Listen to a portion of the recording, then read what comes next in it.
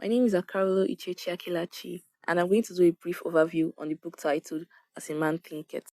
The theme of all James Allen work is that each of us has the power to form our own character and to create our own happiness. James Allen encourages his readers to think positive thoughts, which will lead them to take positive actions. The book As a Man Thinketh was written by James Allen. This book was first published in 1903 and it was later republished in 2008. As a Man Thinketh has 7 contents which will be summarized in this video. The very first content we'll be looking at is thoughts and character.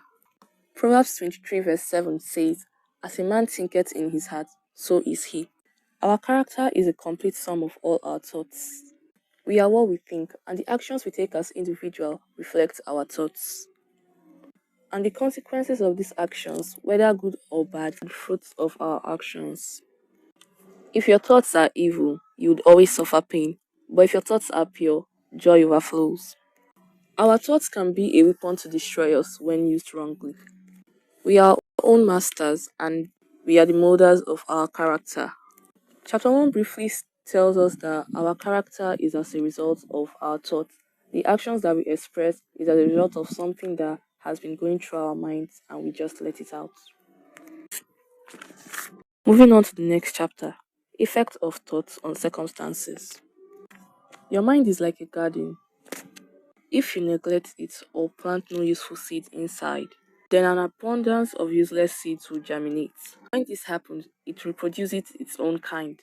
So we have to garden our own minds and weed out every impure, wrong, and useless thoughts. We need to start cultivating the right and useful thoughts, working towards achieving perfection. Sooner or later, we will discover that we are the master gardeners of our own souls.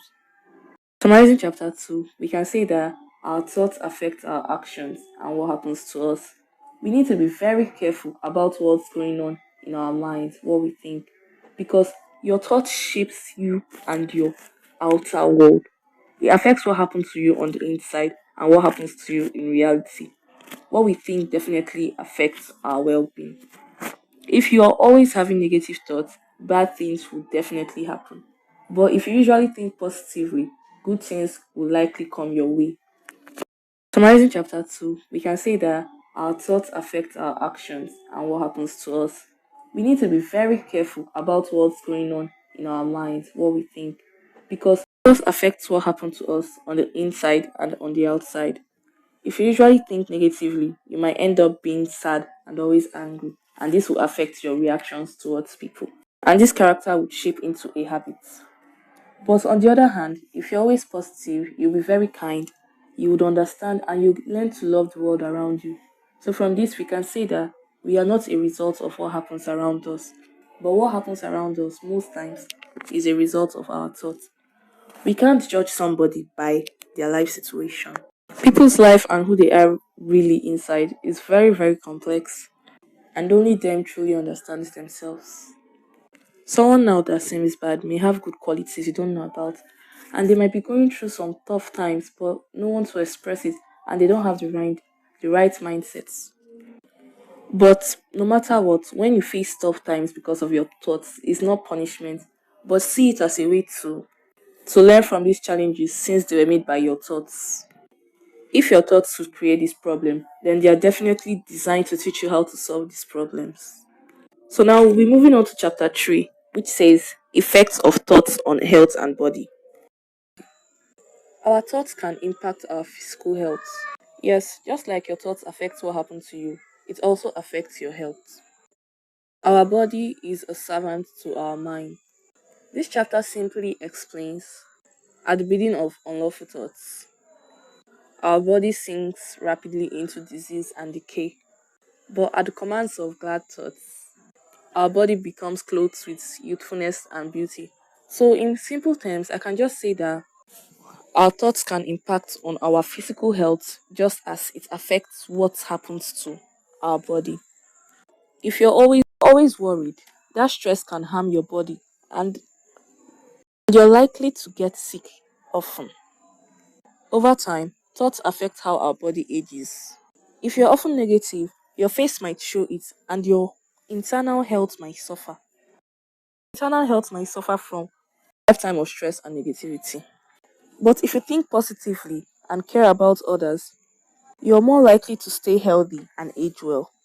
Being happy encourages you to take care of yourself, which keeps you physically and mentally strong, thereby creating a circle of positivity. Positive thoughts improve our health and can make you live longer, making you to have a healthier heart. As earlier said, our body is a servant of our mind. Our body obeys the operations of the mind. It might not be deliberately or chosen, but is expressed automatically. Thoughts of fear have been known to kill a person as speedily as a bullet, and they are continually killing thousands of people. The people who live in fear of disease are people who get sick. Anxiety weakens the body quickly and lays it open to the entrance of diseases. Impure thought shatters our nervous system. So just as our thought has effect on our character, the same way our thoughts affect our mental health. Until thought is linked to purpose, there is no intelligent accomplishment. Aimlessness is a vice, and such drifting must not continue, especially for those who want to stay clear of catastrophe and destruction. We need to find our purpose. Your purpose can be a goal you want to achieve or a dream you wish to accomplish. Having a purpose gives you something good to focus on instead of worrying and putting your mind in negative thoughts. Once you have a purpose, it's all about keeping your thoughts focused on it. We should conceive a purpose in our hearts, and we should be able to set out ways we want to accomplish it. We have to make this our purpose a centralizing part of our thoughts. Now, we should be able to mentally make out a straight pathway to achieve this purpose. To control your thoughts, you should have a purpose in life. To fulfill your purpose, avoid indulging in selfish, dishonest, or negative thoughts. By doing this, we're training our minds and giving ourselves something positive to focus on. Next chapter, the thought factor in achievements. Now, the third factor in achievements. All great achievers started with a dream. In our lives, we need to dream of something bigger than we have now. Dreaming alone is not enough. You must be willing to take actions in order to achieve this dream. The crown of all efforts is achievement, which is a diadem of thoughts. By the aid of self control, resolution, purity, righteousness, and well directed thoughts, we can ascend. All achievements, whether in business, intellectual, spiritual, of whatsoever, are the results of achieve little, sacrifice little. But those who dream of achieving much must sacrifice greatly. So, in summary, our thoughts is a factor needed for achievements. Moving on to the next chapter, visions and idols. All great achievers started with a dream. Humanity cannot forget its dreamers. It cannot let its idols die and just fade. Those who cherish a beautiful vision and a lofty ideal in their hearts always tend to achieve it. Cherish your vision, cherish your idols, cherish your music, the music that stirs in your heart. We should always make sure that we have a dream and we are willing to work to achieve that dream. Now, moving on to the last point, which is serenity. Serenity simply means calmness of mind. And as it is said, calmness of mind is one of the jewels of wisdom. It is the result of long and patient effort in self control. It present is an indicator of ripened experiences. The more tranquil we become, the greater is our success, our influence, and our power. Calm and in control is one of the most valuable things in life. Strong, calm people are always loved and revered. They are like shading giving tree in a thirsty land or a sheltering rock in a storm. Who doesn't love a tranquil heart, a sweet tempered balanced life? Serenity is a flower of life, the fruit of the soul. It is precious as wisdom. It's more desired than gold, even than fine gold.